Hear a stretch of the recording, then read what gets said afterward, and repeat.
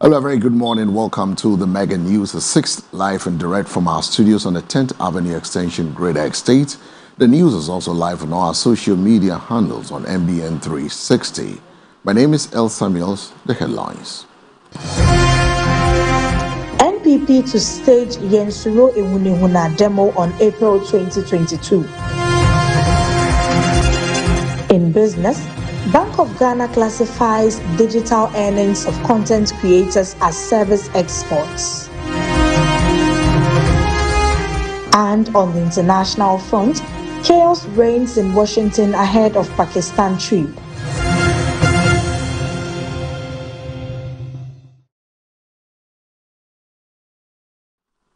The New Patriotic Party, the NPP, is set to stage a demonstration on Wednesday, April 22nd in Sunyani in a protest against what it described as unwarranted arrest of its members. National organizer of the party, Henry Nanabuachi, confirmed the planned protest during an interview on Eyewitness News on Monday, April 20. He indicated that the demonstration, dubbed Suro Ahunahuna Demo, is being organized by the party's Sunyani East constituency. According to him, the protest is a direct response to what the party views as an emergent pattern of intimidation and the criminalization of free expression. He stressed that the NPP will not be cowed by what it believes are politically motivated arrests, cautioning that such actions risk undermining Ghana's democratic foundations. Following a series of what we consider unwarranted arrests, the New Patriotic Party, through our Sunyani East constituency, is organizing a demonstration dubbed the Suro Ahunahuna Demo. We are not afraid of these actions or the criminalization of free speech. We believe that democracy is under attack, he stated. The planned demonstration follows the recent arrest of the Sunyani East Communications Officer of the NPP, Abubakar Yakubu, popularly known as Baba Amando. He was picked up over allegations of offensive conduct, false publication, and the circulation of statements deemed likely to incite fear and panic. He has since been granted bail to the sum of 30,000 Ghana cedis with 2 sureties and released pending further investigations. The NPP maintains that the circumstances surrounding the arrest raise concerns about freedom of expression and insists the protest will serve as a platform to resist harassment of its members. And so with the New Patriotic Party, Bernard Mchibosi Ashanti Regional Chairman of the New Patriotic Party, has been granted a final opportunity to file his witness statement in the Samari Boy illegal mining case, should he choose to do so. The decision follows his failure to meet an April 14, 2026 deadline set by the court. Boisiaku, popularly known as Chairman Wontumi, is standing trial over allegations that he permitted mining activities on his Akonta mining concession in Samari Boy without authorization from the sector minister. At the close of the prosecution's case, the court directed him to open his defense and outlined his legal options, including testifying in person, calling witnesses, or making an unsworn statement. He was initially instructed to file his witness statements by March 16, 2026. Instead, Chairman Wontumi filed an appeal challenging the submission of no case at the Court of Appeal and subsequently applied to the trial to halt proceedings pending the outcome of that appeal. The application was rejected and he was ordered to file his witness statements by April 14, 2026, if he intended to proceed with his defense ahead of a case management conference. However, when the case was called on Monday, April 20, at the High Court for a case management conference, his legal team had yet to comply. His lawyers informed the court that a repeat application seeking a stay of proceedings had been filed at the Court of Appeal and requested an adjournment until a ruling is delivered.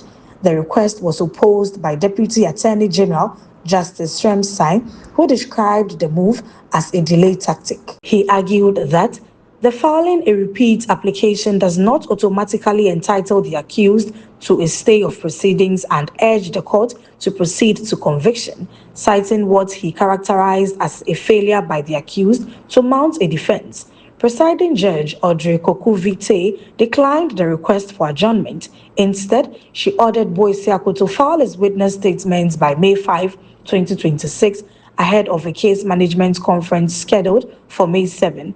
The judge further indicated that proceedings will continue while the court awaits the Court of Appeal's decision. The former Vice President, Dr. Mahmoud Bawumia, the flag bearer of the New Patriotic Party, has begun engaging his former rivals in the party's presidential primaries, including Kenneth Ohineye-Agyapong, as part of efforts to reposition the party for the 2028 general elections. The development was disclosed by senior aide and Ekuapem North MP Sami Ewuku during an interview on Peace FM. According to him, the outreach forms part of a broader strategy to unify the party following a fiercely contested primary. Dr. Bawumia was re-elected on January 31, 2026 to lead the NPP into the 2028 polls, defeating Kennedy Agyapong, Kwabena Agyapong, Dr. Yao Osei Edichum, and Dr. Brian Echampon.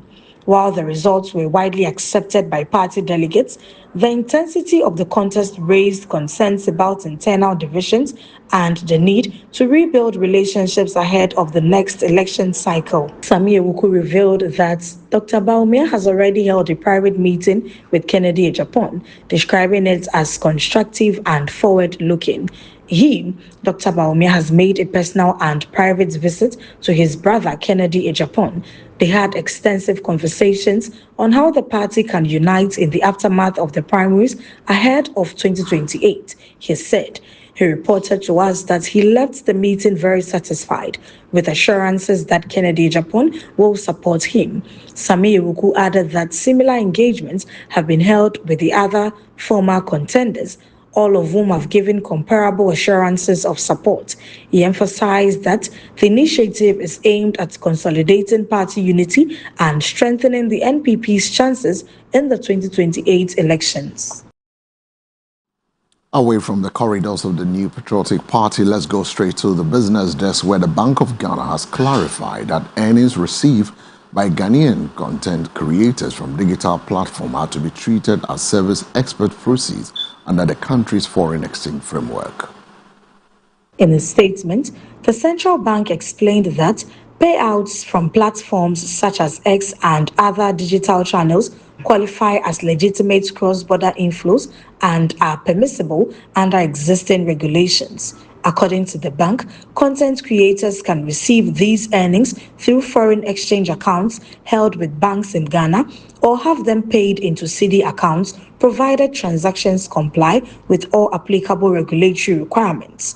The central bank also acknowledged operational challenges reported by some creators in accessing their funds. He noted that such difficulties should not typically arise when transactions are processed in line with established procedures, indicating that compliance and processing standards remain central to smooth fund flows. The Bank of Ghana says it is engaging financial institutions and other stakeholders to identify the source of the challenges and ensure a timely resolution.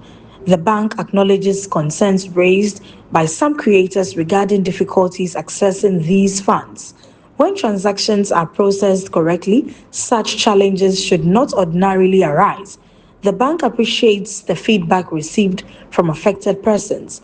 BOG is actively reviewing the matter and engaging with relevant institutions to identify the source of the issues and ensure prompt resolution. The bank will continue to engage affected stakeholders throughout this process. The BOG remains committed to maintaining a stable and enabling financial system that supports legitimate cross-border transactions, including digital platform earnings classified as service exports, part of the statements read. On the international front, it's been a chaotic and a confusing morning in Washington, with a little clarity on the timing of any of the highly anticipated talks in Islamabad between the US of A and also Iranian negotiators. Shortly after 0900E and 1400B, President Trump told the New York Post in a brief telephone interview that Vice President J.D. Vance, Special Envoy Steve Witkoff, and advisor Jared Kushner are headed over now. Still, however, have not received any official confirmation from the Vice President's office or the White House. It would also be extremely uncharacteristic, nearly unheard of for the trip to begin without receiving a report from the traveling press pool. The last official word we received from the White House was yesterday when a senior official confirmed that those three men would be on the negotiating team. There was, however, no word on timing. We have reached out to various officials and offices in Washington for clarification. And this brings us to the end of this morning's bulletin, live and direct from our studios on the 10th Avenue Extension Greater Estate. The news was also live across our social media handles. But before we take leave of you, a recap of the stories making headlines. NPP to stage Suro Ahunahuna demo on April 2022. In business, Bank of Ghana classifies digital earnings of content creators as service exports. And on the international front, chaos reigns in Washington ahead of Pakistan trip.